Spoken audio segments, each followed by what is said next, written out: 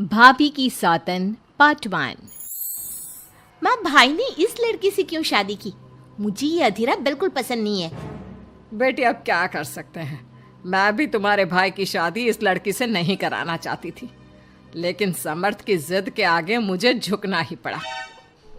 समर्थ ने अपनी पसंद की लड़की अधीरा से शादी की है, लेकिन उसकी माँ मंजू और बहन सौम्या को अधीरा बिल्कुल पसंद नहीं है। समर्थ की माँ ने तो अपने बेटे के प्यार के आगे अपना सर झुका लिया और दोनों की शादी करवा दी, लेकिन सौम्या ने अभी तक हथियार नहीं डाले थे। वो अभी भी अपनी भाभी को घर से निकालने की हर मुमकिन कोशिश कर रही है। बहू, ओ बहू, आज चाय मिलेगी या नहीं? लाई माँ जी। एक तो समर्थ भी न जाने कहां से इस लड़की को पकड़ कर ले आया है। हर काम ऐसे करती है मानो हाथों में मेहंदी लगी हो। लीजिए माँ जी चाय। अच्छा तो ले आई तू चाय। मुझे तो लगा था कि तू सुबह की चाय दोपहर के खाने के बाद देगी। माँ जी, दूध वाला लेट आया था, इसलिए चाय बनाने में लेट हो गई। इतने में सौम्या वहां आ जाती है। माँ, मैं अपनी सहेली देविका से मिलने जा रही हूँ, शाम को आऊंगी।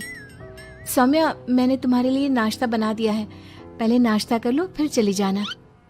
मुझे आपके हाथ का बेस्वाद खाना नहीं खाना। मेरी सहेली देविका बहुत अच्छा खाना बनाती है, मैं उसके यहाँ खा लूंगी। ओके माँ, बाय, मैं चलती हूँ।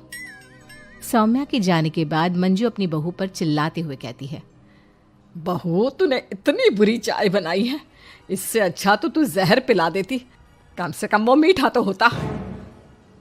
अगर मेरे बस में होता तो चाय की जगह जहर ही दे देती। कुछ कहा तूने? अब नहीं माँ जी, मैं दूसरी चाय बना देती हूँ। रहने दे, मैं जा रही हूँ अपनी बहन के घर, तो घर का सारा काम करके रखना, शाम तक आ जाऊंगी। और हाँ, रात के खाने में कुछ अच्छा बना लेना। मंजू अधीरा पर हुक्म चलाकर चली जाती है। अधीरा बड़बड़ाती हुई किचन में जा रही होती है कि तभी समर्थ वहां आ जाता है। अधीरा, नाश्ता लाओ जल्दी से, ऑफिस के लिए देर हो रही है। क्या करोगे नाश्ता करके? किसी को भी मेरे हाथ से बना खाना पसंद नहीं आता, आप भी बाहर ही कर लेना नाश्ता। लगता है माँ और सौम्या ने फिर तुमसे कुछ कहा है, तभी तुम्हारा मूड इतना खराब है। तुम माँ और सौम्या की बातों का बुरा मत माना करो। मैंने माँ के खिलाफ जाकर शादी की है ना, इसलिए वो तुमसे कुछ उखड़ी उखड़ी रहती है। लेकिन मुझे पता है, जिस तरह तुमने मेरा दिल जीत लिया, उसी तरह तुम माँ और सौम्या का दिल भी जीत लोगी। बातें बनाना कोई आपसे सीखे। अब आपको ऑफिस के लिए देर नहीं हो रही? हो तो रही है, लेकिन सोच रहा हूँ सौम्या और माँ घर पर नहीं है, तुम दिन भर अकेली घर में क्या करोगी? मैं आज ऑफिस की छुट्टी कर ही लेता हूँ। नहीं नहीं नहीं, मैं घर में अकेली रह सकती हूँ, आप ऑफिस जाओ। चलो जाओ और अपना काम करो। समर्थ ऑफिस चला जाता है और शाम को जब सभी घर आते हैं, अधीरा सबके लिए बड़े प्यार से खाना तैयार करके रखती है। सौम्या सबसे पहले किचन में जाती है। अरे वाह, खाने की तो बहुत अच्छी खुशबू आ रही है, लेकिन मुझे इस खाने का मजा किरकिरा करना ही होगा। सौम्या खाने के अंदर बहुत सारी हल्दी डालकर चली जाती है। उसके बाद अधीरा सबके लिए खाना लगाती है, लेकिन किसी को भी खाना अच्छा नहीं लगता। छी भाभी, कितना बुरा खाना बनाया है। इससे अच्छा तो आप हमें मना ही कर देती कि आप खाना बनाएंगी ही नहीं, तो हम बाहर से ही कुछ अच्छा खाकर आ जाते। कम से कम हमारे मुंह का स्वाद तो नहीं बिगड़ता।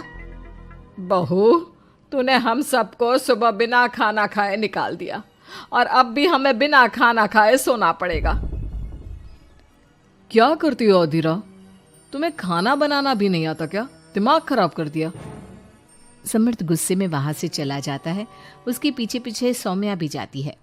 भैया, हमने आपसे कितना मना किया था कि इस लड़की से शादी मत करो मत करो, लेकिन आपने हमारी एक नहीं सुनी। आप मेरी सहेली देविका को तो जानती हो ना, सुंदर होने के साथ साथ हर काम में माहिर है। सौम्या देखो, मैं वैसे ही परेशान हूँ, तुम मुझे और परेशान मत करो, जाओ यहाँ से। सौम्या ने समर्थ के दिल में अधीरा के लिए नफरत डालने की कोशिश की। अगली सुबह अधीरा जल्दी सोकर उठी और सबके लिए नाश्ता बना लिया, लेकिन समर्थ बिना कुछ खाए ही ऑफिस के लिए निकल गया। सौम्या भी ये सब नोटिस कर रही थी। उसने देविका को घर पर बुला लिया। देविका, आज भैया बहुत गुस्से में है, आज तुम ऐसा खाना बनाओ कि भैया उस अधीरा की तारीफ करना भूल जाए। सौम्या, तुम ये सब क्या कर रही हो? तुम्हारा भाई शादीशुदा है, वो कभी मुझसे शादी करने के लिए तैयार नहीं होगा। लेकिन तुम तो भाई से पहले से ही प्यार करती थी ना। हाँ करती थी, लेकिन ये उन दिनों की बात है ना। चुप रहो तुम। अगर तुम्हें भैया को पाना है तो तुम्हें वही करना होगा जो मैं कहूंगी। सौम्या ने जैसा जैसा कहा देविका ने वैसा ही किया। देविका ने बहुत ही स्वादिष्ट खाना बनाया। शाम को सभी लोग इकट्ठा हुए और सबने एक साथ मिलकर खाना खाया। इतना मजेदार खाना खाकर सबने देविका की खूब तारीफ की। समर्थ ने अपनी पत्नी को ताना देते हुए कहा, अधीरा, देविका ने कितना अच्छा खाना बनाया है। तुम्हें देविका से खाना बनाना सीखना चाहिए। अब तो ये रोज की बात हो गई। सौम्या हर बार देविका को अपने घर बुलाती और किसी न किसी बात पर अधीरा को शर्मिंदा करती। सौम्या अपने भाई की बात देविका से कराने लगी। अब समर्थ भी देविका से प्यार करने लगा। सौम्या ने अपने भाई से कहा, भैया आपको देविका पसंद है ना? अरे तुम ये क्यों पूछ रही हो? क्योंकि मैं चाहती हूँ कि आप देविका से शादी कर लो। अरे सौम्या, ये मुमकिन नहीं है, क्योंकि देविका मुझसे शादी करने के लिए कभी तैयार नहीं होगी और अधीरा भी इस रिश्ते से खुश नहीं होगी। आप देविका की चिंता मत करो, उससे मैं बात कर लूंगी। आप बस अधीरा भाभी को समझा दो। सौम्या की बात सुनकर समर्थ अधीरा के पास जाता है। वो उससे अपनी और देविका की शादी की बात करता है। अधीरा, मैं देविका से शादी करना चाहता हूँ। क्या? आप शादी करोगे? लेकिन क्यों? क्योंकि मैं उससे प्यार करता हूँ। प्यार तो आप मुझसे भी करते थे। कल कोई और लड़की पसंद आ जाएगी तो तीसरी शादी कर लोगे? देखो अधीरा, तुम्हें घर में कोई पसंद नहीं करता। तुम्हारी शादी मैंने माँ के खिलाफ जाकर की थी। अब तुम मेरे और देविका के बीच में मत आओ, प्लीज। क्यों बीच में ना हो? मैं ये शादी नहीं होने दूंगी, आप चाहे कुछ भी कहो। अधीरा के लाख विरोध के बावजूद भी सौम्या और मंजू ने समर्थ की शादी देविका से करवा दी। आखिरकार सौम्या अपनी भाभी की सौतन ले ही आई। शादी के बाद देविका ने घर में आते ही घर वालों के साथ कैसा सलूक किया और अधीरा के साथ क्या हुआ, ये सब जानने के लिए इंतजार कीजिए हमारे अगले एपिसोड का।